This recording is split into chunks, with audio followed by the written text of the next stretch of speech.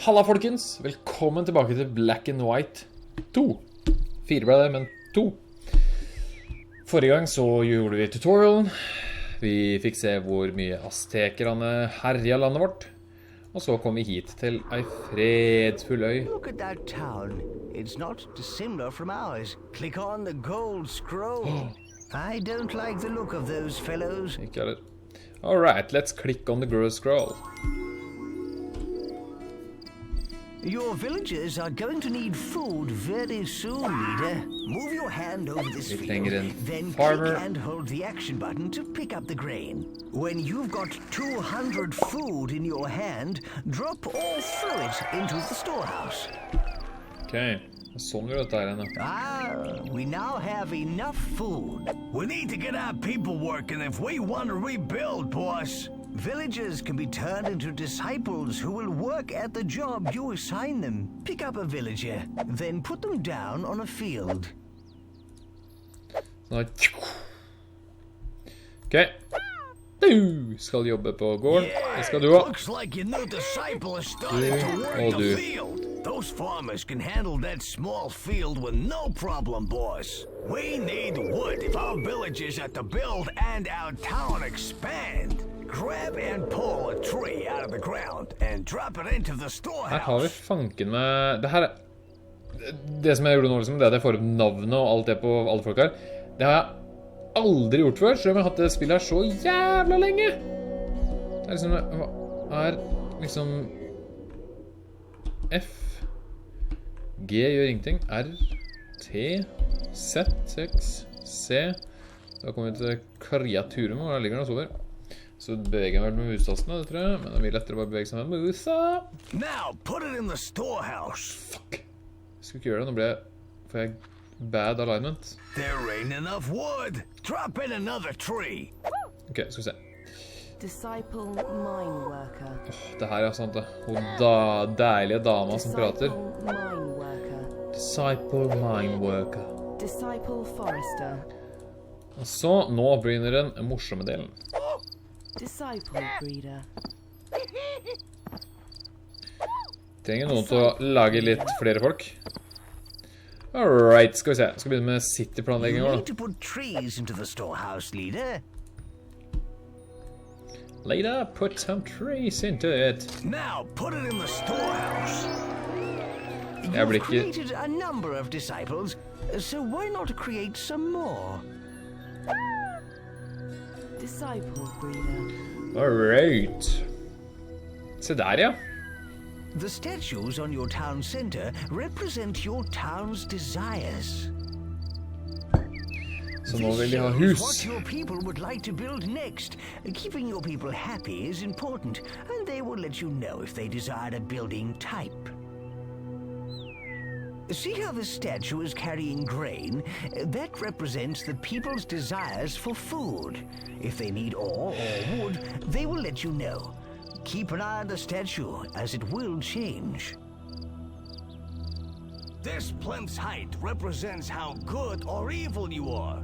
From its top, a flame or a fountain will spring as you perform evil or good acts. The whole city will shift to show you if you are good or evil. This statue lets you know your people's desires. Watch the height of the statue. The higher it is, the more they need their desire. This scroll shows the impressiveness of your city, its population and happiness. There is plenty of other useful information about your growing metropolis. Refer to it often. Alright, let's start. Hold your hand over the statues and leave it there to get more detail. Ja, skal jeg gjøre det.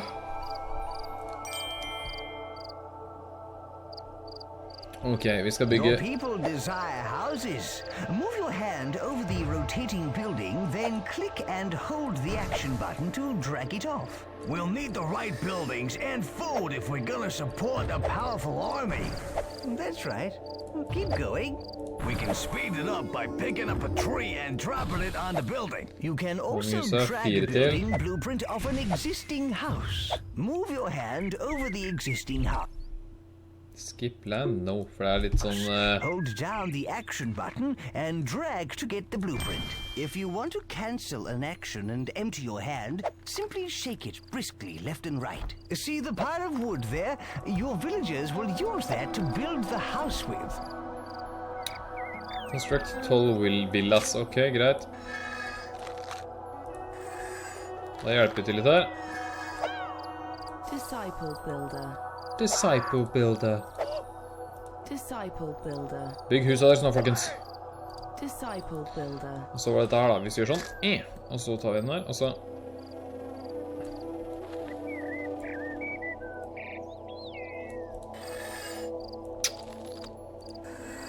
You've created a number of disciples, so why not create some more? I do not need more, I need builders. Disciple builder. Og nå er vi 0,6% good.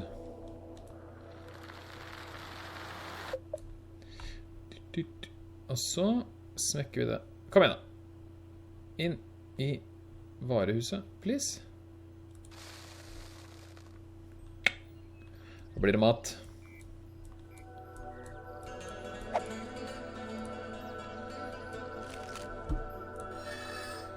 Nå bygger jeg. Ok, den der trenger jeg ikke. Hey! No, that's not right. The green ring you see is the extent of your influence. Se her, jeg begynner huset å ta form. No, that's not right. The green ring you see is the extent of your influence. Det er sånn litt artig, vet du, for at når du til slutt ikke har flere trær innenfor din egen sirkel, så må du på en måte... The house is finished, and look how delighted the villagers are. Så måtte du gå bort sånn, for du kan ikke gå utenfor og ta tak. No, that's not right. The green ring you see is the extent of your influence. Ikke sant? Men hvis du har hånda innenfor, og så er du rask ut og plukker dem, så funket det. Så det var en god juksemetode før. Men så er jo de så jævla treige på å plukke opp da. Da får vi fylle opp litt i dette varehusordet mens da. Så kan vi gå opp her, før han faktisk sier det. Nei, kanskje ikke. Det kunne du altså ikke.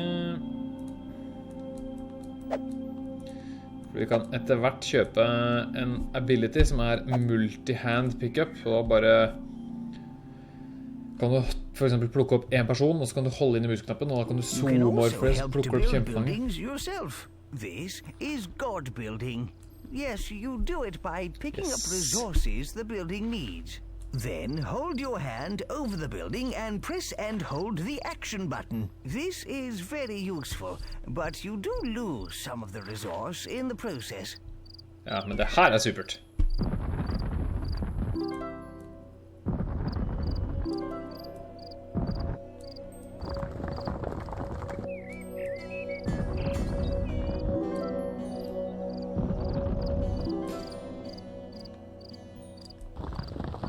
Da er det bare å God-bilde alt som er.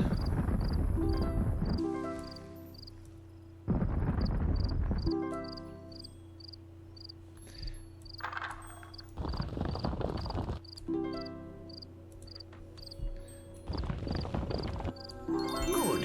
You've built enough houses for now. You've created a number of disciples, so why not create some more? Jeg har jo laget mange nå. Ok, du kan også være en breeder. Har vi liksom noen som er unemployed her da? Ja, men jeg synes liksom jeg har gjort det bra jeg nå. Jeg synes jeg gjør det bra jeg. Kan smeke opp et hus der, og et hus her, så har vi liksom... What we need to do is increase our population. Now we've got some breeders, it should be easy to get 75 villages. Ja, det kan godt være. 75 villagers. Burde gå lett det. Så. Planter vi tre.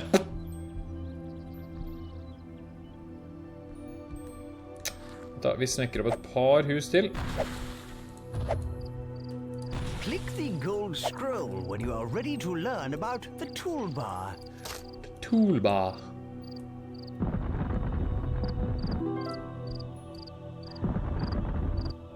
Ok, da fortsetter vi videre. Det nede på her. Right. Let's open the tool. Hey, what's that? That is the toolbar. Good. Now click again to close it. Open it up again. And close it. The toolbar holds a series of menus. These tabs are used to navigate the different menus. The tab currently selected is the Construction tab. So the menu shown is the Construction menu. Each menu is divided into sub-menus. We're going to show you how to access some advanced features. Press F4 to bring up the Tribute menu. Ja, det her, skjønner du, her kan du kjøpe bygninger. The tribute is like a form of currency. You can spend it on whatever you like, including new buildings. You can improve your godly powers and add constructions or features to your town. Her har du liksom torture pit. By finishing challenges and doing other impressive things. We have plenty of tribute at the moment. Enough to buy a temple. Tempelet nice, fordi det utvider den grønne ringen vår veldig.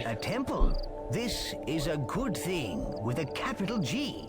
Your town's impressiveness will increase. Select the temple from the construction menu, then place it down in your town. Pluss at folka her blir veldig glad når vi bygger et tempel ved huset deres, så hvis vi smekker opp et tempel... Si her da, sånn du får ut i det. Some buildings require ore to be built. There are two sources of ore. The first is the ore mine, an ore deposit in the ground that can be mined by your villagers. There are also ore rocks. The villagers can mine these, but to save time, you can add them to your storehouse yourself. Nå bare gjør vi det fort.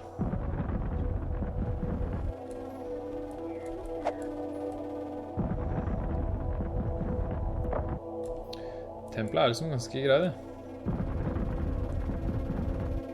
Så måtte jeg ett tre til, liksom. Ok, resten går inn der, og så tar vi en... No, that's not right. The green ring you see is the extent of your influence. Se nå, nå vet. Well done. Bam! Rotate buildings, ja sant det. Så vil jeg ha flere hus. Og det greit for meg.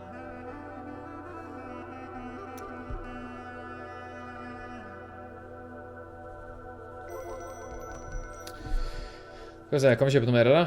If you build a very impressive city, then people will come from far and wide to live in it. Civic buildings are a good way to increase impressiveness. Nobody gets hurt, and we get more followers, making us more powerful. Ja, det altså sånn her. Those people are migrating. They want to live in our town. They're bringing all their worldly goods. Hooray! People of all tribes will be drawn from far and wide to live in a good city. We'll beat our foes the clever way. Men det der var bugga, fordi det flagget deres var alt for stort. Men uansett, det sånn her vi skal vinne hele spillet, med å bygge byen vår så stor og impressive at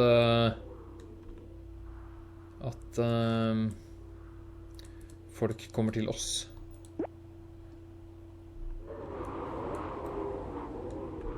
Og det beste måten å vinne på. Og så kan vi kjøpe mirakler og sånt da. Og det fett. Lære monsteret vårt å kaste ildkuler og... Vi bygger opp litt flere hus også. Nå så vi at det kom folk.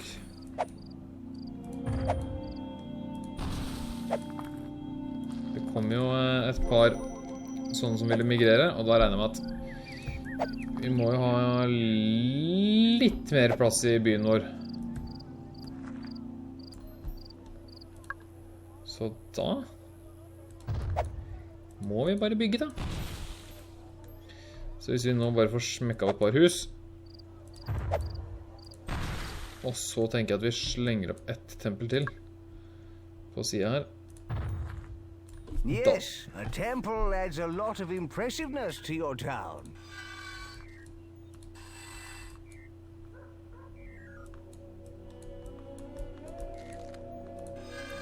Men hadde vi mer ore her da?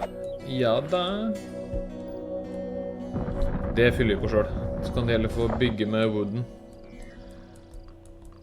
No, that's not right. The green ring you see is the extent of your influence. Det der kommer dere antageligvis til å høre mye, fordi jeg kjent for å grabbe utenfor områdene. For å si det på den måten. Kom igjen, folkens.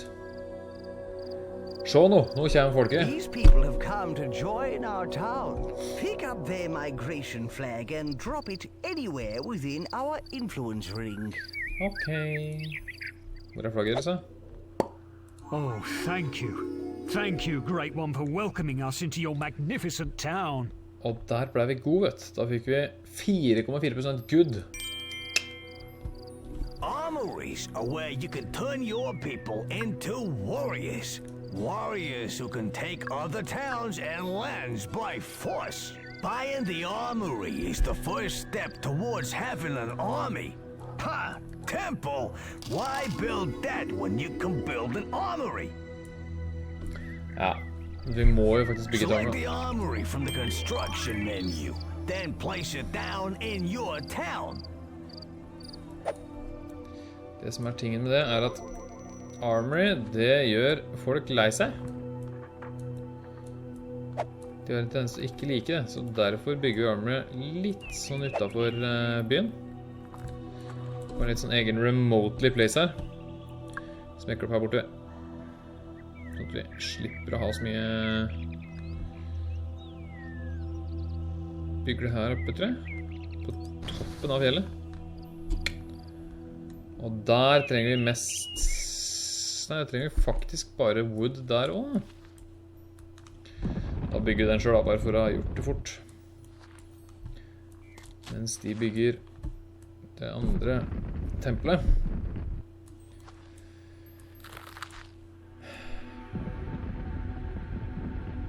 Og nå har det seg sånn da, at Lionhead har jo blitt lagt ned, hvis jeg ikke husker helt feil. Noe som gjorde meg veldig trist, fordi jeg hadde håpet på at vi kom til å få et black and white 3. That is sweet. Warriors form platoons. They're recruited via the flags on the top of the armory. Men det ser jo da dårlig ut til at Then place it in the highlighted area. tror ikke det blir noe av. Sånn. Dropping a flag will make a standard-sized platoon. To Han kommer recruit gamle a for, vet. larger platoon, hold down the action button, then drag away from the flag.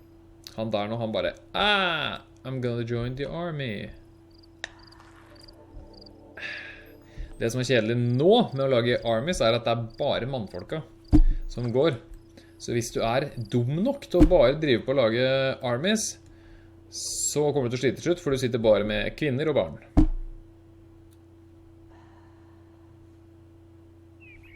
Og da blir det vanskeligere å lage breeders. Ok, hvor mange vi skal ha? Reestablish village, progress. Nå blir armyen vår snart ferdig.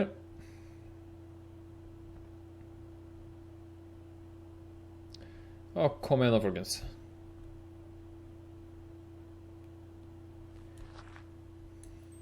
Her bygger de som bare rakkeren. Nå vil vi ha flere hus da. Så da tror jeg vi smekker opp et par hus til.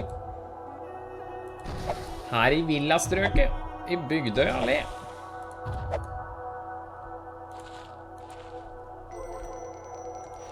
Så Lage en liten vei opp der, litt av gate ned her, ikke sant? Og så kan vi smekke ut litt flere hus der, vet du.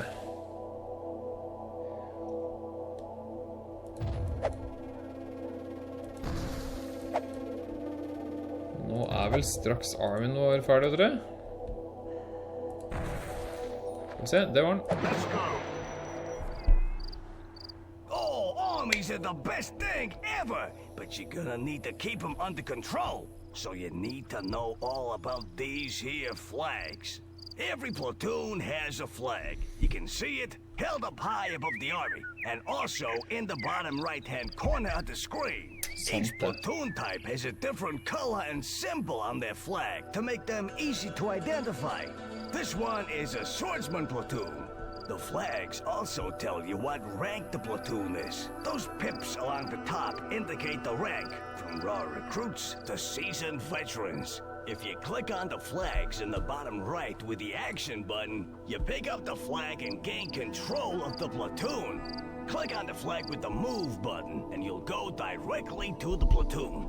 And there you have it, the basics of army flags. Pick up the platoon flag, boss.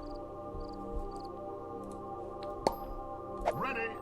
That's perfect. Click on the highlighted area to tell them to go there. Sånn, gå hit da, gutta. If you want to cancel an action and enter your hand, simply shake it briskly left and right. Okay, boss, let's get aggressive. With the platoon flag in the hand, click on the enemy town center. This will order your troops to take over the town. Ja, det her da på den onde måten da. Come on, lads.